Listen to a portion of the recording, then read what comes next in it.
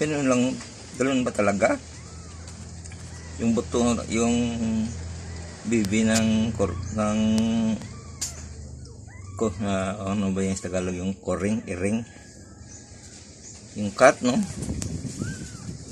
Bakit ang buto ng koring hindi naghiwalay ang kanilang pusod?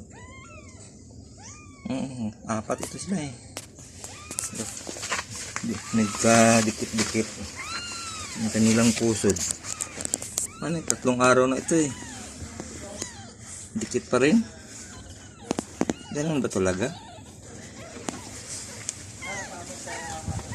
Oo, apat ito sila. Dikit-dikit ang kanilang pusod. Hindi sila nagkahiwalay. Sa ano ba?